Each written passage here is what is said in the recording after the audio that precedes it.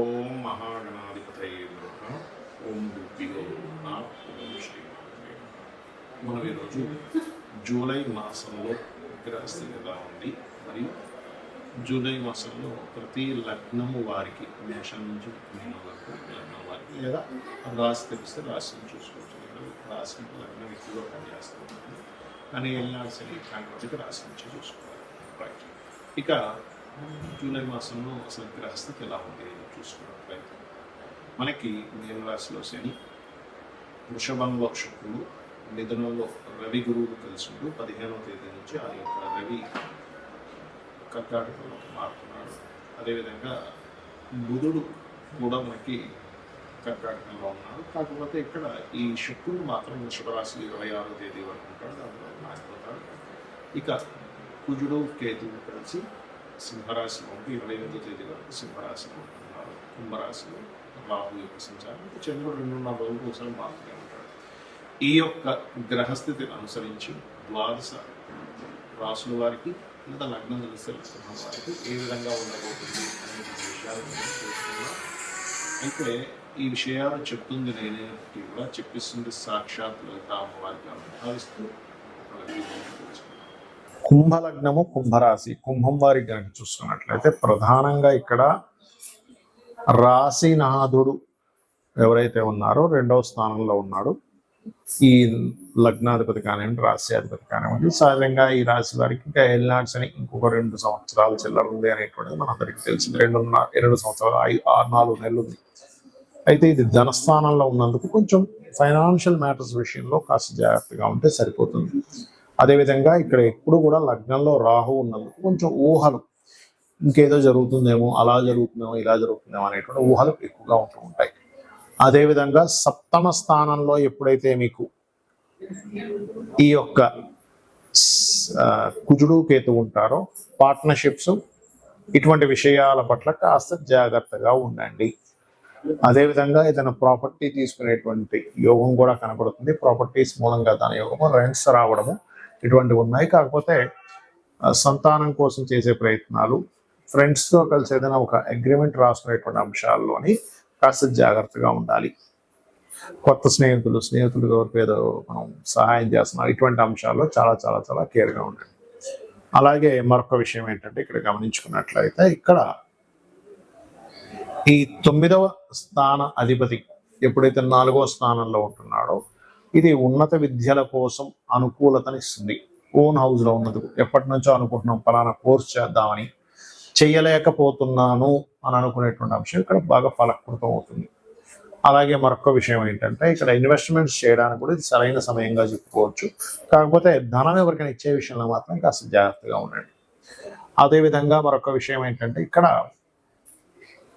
Partnerships, వివాహ సంబంధించిన నిర్ణయాలు మాత్రం ముఖ్యంగా ఈ కేతు ఉన్నంత కాలము సంవత్సరంన్నర పనికిరాదు, కానీ అందులో ముఖ్యంగా ఈ నెల అసలు పనికిరాదు. జూలై మాసంలో కుజుడు కూడా కలిసి ఉన్నాడు కాబట్టి ఇక మీరు నిత్యము చేయవలసినటువంటి దేవతారాధన, విష్ణు సహస్రనామాల యొక్క శ్రవణము, పఠనము చేయండి. అన్ని విధాలా మీకు బాగుంటుంది.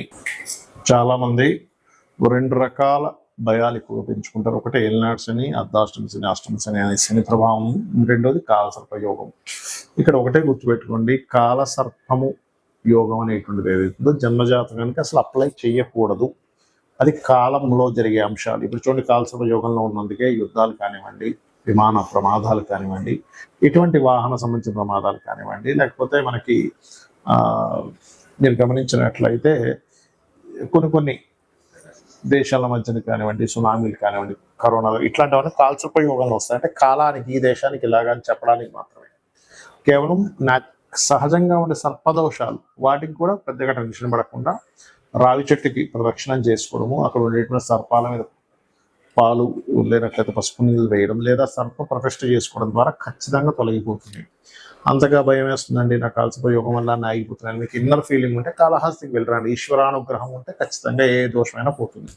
ఇంకా ఎల్నాడ్స్ అనే విషయంలో కూడా చాలా మందికి ఏంటంటే ఎల్నాడ్స్ అని ఉంటే ఏమీ పనికిరాదు అనుకుంటారు. నేను చాలా వీడియోలో చెప్పాను, అయ్యా ఎల్నాడ్స్ అనే సమయంలో సీఎంలు పిఎంలు అయిన వారు ఉన్నారు. నరేంద్ర మోడీ గారు కూడా ఎల్నాడ్స్ లోనే పిఎం అయ్యారు, అర్ధాశ్రమ్స్లోనే కంటిన్యూ అయ్యారు. మోడీ గారి దగ్గర నుంచి మనకి చంద్రబాబు నాయుడు గారు, స్వర్గీయ ఎన్టీ రామారావు గారు, జగన్ గారు అందరూ కూడా ఏలినాటి శనిలోనే సీఎంలు పేర్లు అయిన వాళ్ళు అని చెప్పి. కాబట్టి ఈ ఏలినాటి శని గురించి పెద్దగా మీరు భయపడకండి, కేవలం స్లో అవుతుంది. మనం దాన్ని ఇంకొంచెం ఎక్కువ పెట్టుకునేసరికి దీనివల్ల అవ్వట్లేదేమో అన్నదే మైండ్లో పెట్టుకొని తిరుగుతూ ఉంటాం. దీనికి ఏమీ లేదు, చక్కగా గోవుకి బెల్లం తినిపించడము, అదేవిధంగా కాస్త శ్రమించడం, ఎక్కువ నిద్రపోకుండా పోస్ట్ పోన్ చేయకుండా కింద వారిని, కింద స్థాయి వాళ్ళని గౌరవించడం చేస్తుంటే ఏలినాటి శని ప్రభావం తగ్గుతుంది. ఎందుకంటే కార్మికులకి, కర్షకులకి కారకులు. ప్రధానంగా మనం చూసుకోవాల్సింది ఏంటంటే మన జన్మజాతకంలో లగ్నము నుంచి 12 భావాలు ఎలా ఉన్నాయో చెక్ చేసుకోవాలి. ఎదగలేకపోతున్నాము, శరీర సౌఖ్యం లేదు, శారీరకంగా కష్టమే ఉంది కానీ సుఖం లేదంటే మీ లగ్నం ఎక్కడో పాడైందంటే మీ లగ్నాధిపతి ఎలా ఉన్నాడో చెక్ చేసుకోవాలి. ధనం రావట్లేదంటే ఎంత ప్రయత్నించినా ధనం విషయంలో చాలా ఇబ్బందిగా ఉంది అనుకునేప్పుడు మీ ధనాధిపతి ఎలా ఉన్నాడో చూడాలి. మీ ధనస్థానాధిపతి గనక పాపకర్తెరలో ఉంటే అది ఏ పాపకర్తెరలో ఉందో దానికి సంబంధించిన రెమెడీ చేసుకుంటే, దానం ఇవ్వడమో, గ్రహాన్ని దీపారాధన చేయడం ద్వారానో పెరుగుతుంది. లేదా ఇంట్లో ఒక్కోసారి ఉత్తర భాగంలో దోషం ఉన్నా సరే ధనహీనత వస్తుంది. అంటే ఉత్తరంలో కంప్లీట్గా వైట్ కలర్, నేను చాలా ఇల్లు వాస్తు చూసినప్పుడు వాళ్ళకి ఉత్తరంలో రెడ్ ఎల్లో కలర్స్ ఉండడం, లేదా ఉత్తరంలో బాత్రూమ్స్ ఉండడం వల్ల కూడా వాళ్ళకి దోషాలు ఏర్పడ్డాయి. అది మార్చినప్పుడు వాళ్ళకి అక్కడి నుంచి మళ్ళీ ధనం రావడం జరిగింది వాళ్ళ ఇళ్లలో. అలాగే మరొక విషయం ఏంటంటే ఇక్కడ మీకు సిబ్లింగ్స్తో పడదు కొంతమంది, ఎందుకు 3వ స్థానం పాడైంది. సో ఎవరితో ఏ బంధువర్గం ఉందో వాళ్ళతో పడదు, దానికి సంబంధించిన విషయంలో కొంచెం జాగ్రత్తగా ఉండడం, వాళ్ళతో కాస్త కోవడం చూసుకుంటున్నారు.